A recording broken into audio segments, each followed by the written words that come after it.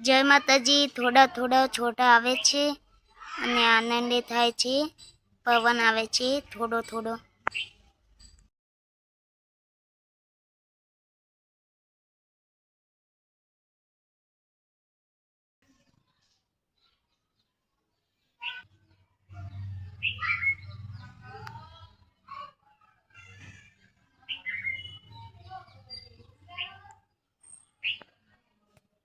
જય માતાજી। પવન અને વાદળાનો આનંદ કેવો લાગ્યો?